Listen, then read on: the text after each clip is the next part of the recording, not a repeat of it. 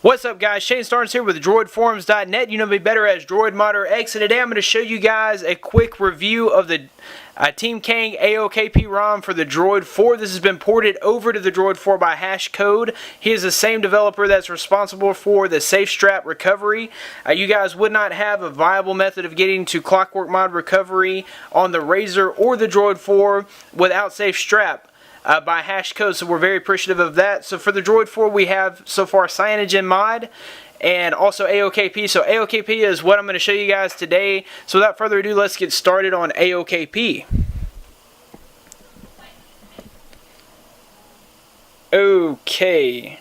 Alright guys, so AOKP is a very highly customized ROM for the Droid 4. It's started out on the Galaxy Nexus. It has tons of innovative features.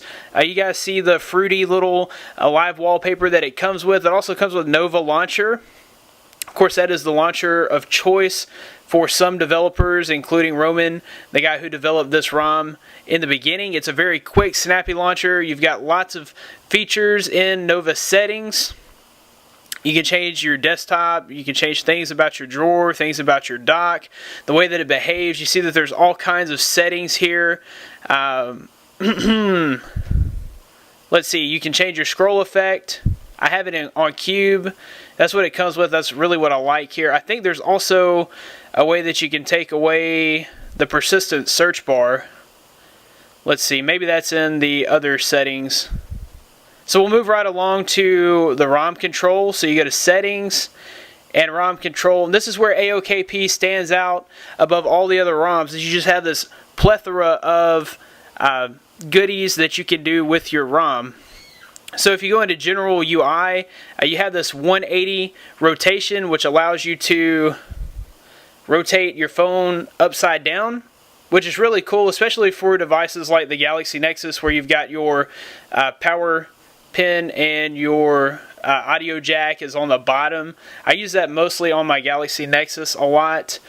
You also have CRT off animation, and you can change your rotation delay, which is really cool. You can go to 10 milliseconds, so that way whenever you flip your screen, it's a whole lot smoother, a whole lot faster.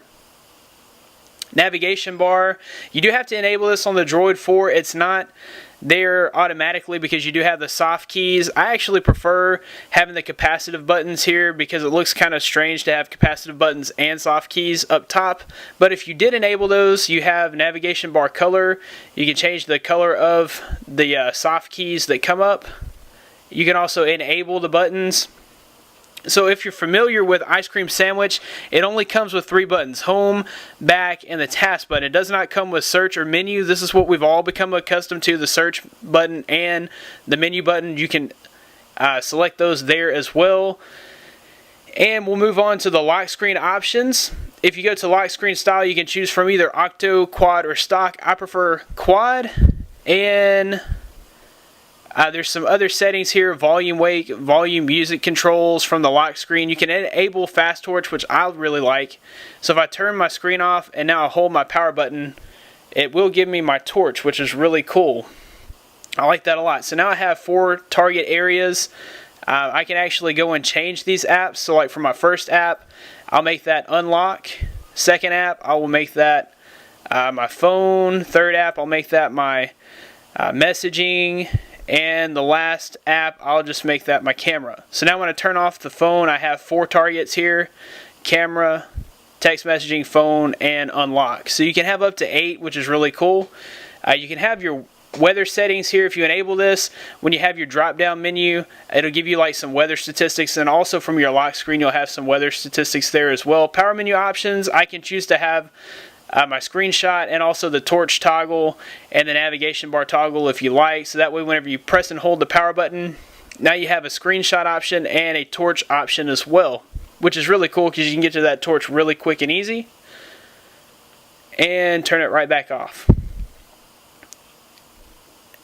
So you do have some power saver options. These were not really meant for the Droid 4. If you really want to risk it, go ahead and play with those.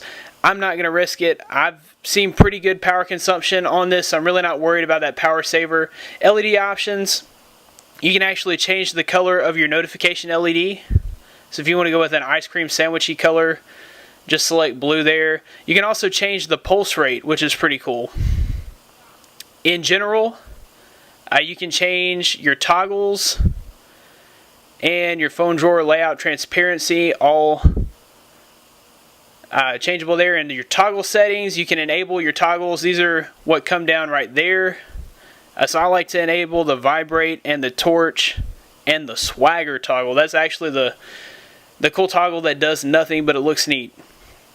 And you can change the order of those, and you can change the style. I prefer text only, and I prefer the alternate toggles. They just seem to take up less room, and they're a little sleeker. Of course, you can scroll through those as well, and you have your brightness setting there as well. And in battery,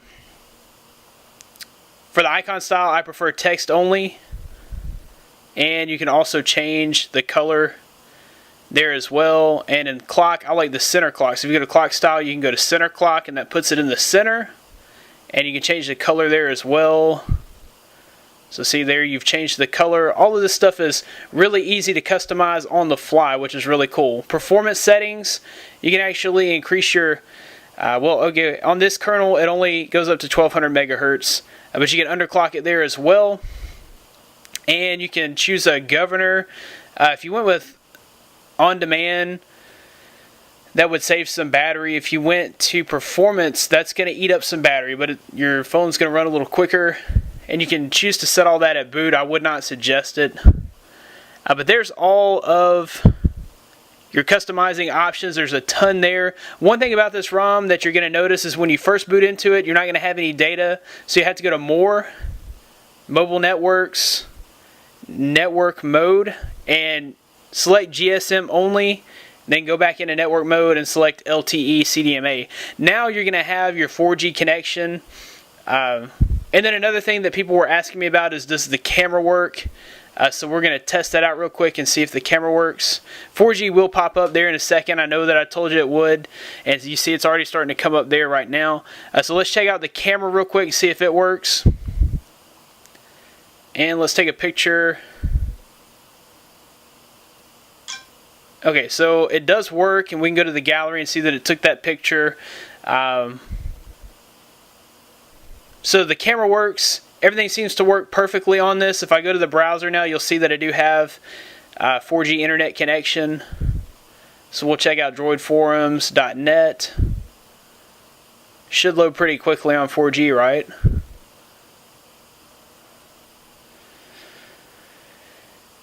And there we're at droidforums.net. So 4G LTE data is working, as well as camera. And this is a really solid ROM running on the safe system.